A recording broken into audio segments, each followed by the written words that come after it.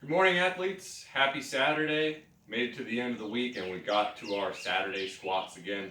So we're going to have a good one today. Hopefully you've been keeping with us on our Saturdays, the last few Saturdays. This is a good build up to maintain your strength even in these quarantine times. So let's go ahead and get into it. Warm up today. We're going to start with something that we don't normally do. They're called shuttle sprints. What they are meant to be is that you will run 10 meters, about 30 feet. You're going to touch the ground, turn around quickly, come back the same distance, touch the ground, go back out one more time, touch the ground, and come back. So you'll accumulate a total of 40 meters in one shuttle sprint. So what we are going to do here is 2 minutes as many times as possible to do those shuttle sprints. So try to not rest in the middle of a single shuttle sprint, a single 40-meter section. You can rest for a few seconds after you finish that 140 meters, and then go back out and continue doing those for an entire 2 minutes. After we get through that, we're going to go straight into 3 minutes, every minute on the minute, where we are trying to do all three movements in a single minute. That is going to be 10 jumping jacks, 10 lunges, and 10 air squats. Jumping jacks, just like this. Try to get your full arm motion all the way up. Don't shorten it in this type of motion that a lot of people do, because we want to use that full amount of shoulder mobility as we do that. Then our lunges, forward or reverse is fine. And then our air squats, making sure we're getting good depth in those air squats. That'll be the warm up, just a short 5 minutes. After that, we're going to start getting into our strength for today. A little bit different than we've been doing the last couple weeks. Today, we are going to do every 2 minutes and 30 seconds. We are going to start the cycle again. We're going to do it for a total of 6 sets. What we're going to do is a 200-meter run. 200 meters should be about 1 minute worth of running. So try to get your distance by running out 30 seconds and then coming back. Use that same distance for every single time. We're trying to maintain the fast pace on that run. You should be able to do that very quickly. After that run, we're going to go straight into 15 dumbbell front squats. Dumbbell front squat. Again, we're going to hold that dumbbell here right about our neck level. We're going to try to rotate our elbows forward and in the same way we would with a bar. And then we're going to squat from this position.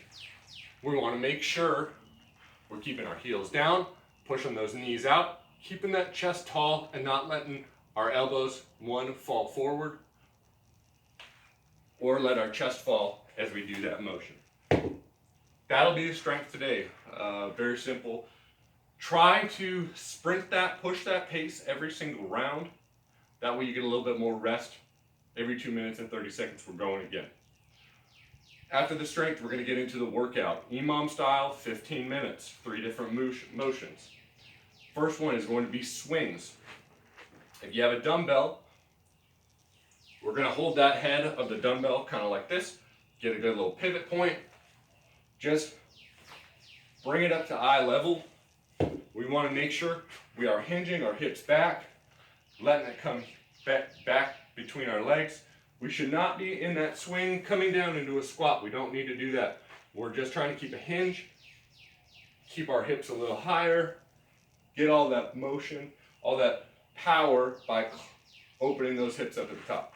If you have a kettlebell, you guys should be good with doing kettlebell swings, same thing. That'll be minute 1. Maximum number of repetitions in that minute.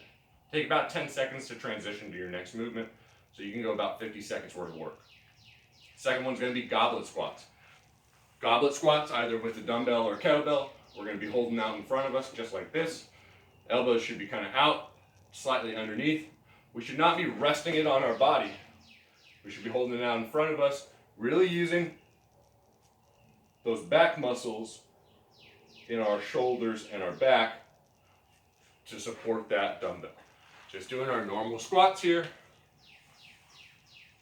Same ideas as that dumbbell front squat. Make sure you got that good range of motion, good positioning.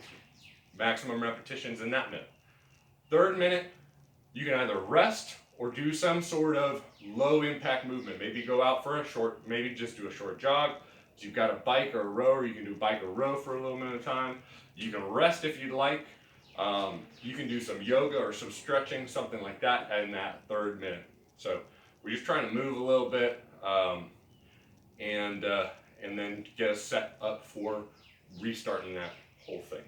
So we're doing that all three movements 5 times, total of 15 minutes. After that, we're going to go into our finisher. We got 5 sets, 20 seconds on, 10 seconds off of 2 movements. We're going to start with a curl to press. So what that's going to look like is you're going to curl your dumbbell and then you are going to press and rotate it overhead. That's 1 rep. Just like that. If you need to do more of a hammer curl, you can do that as well. If you have a heavier weight and that is very challenging for you, you can get a little bit of movement to try to assist you in the curl, which is probably going to be the challenge. You may be limited on the weight there. And then the last one is going to be a hollow flutter kick. And we'll just lay on our backs, push our low backs into the floor, have a good hollow position, and then we're going to flutter kick for 20 seconds. So you'll do those 20 seconds on, 10 seconds off. Each of those rotated through 5 times. Hope you have a great one. Hope you have a great weekend, and we will see you next week.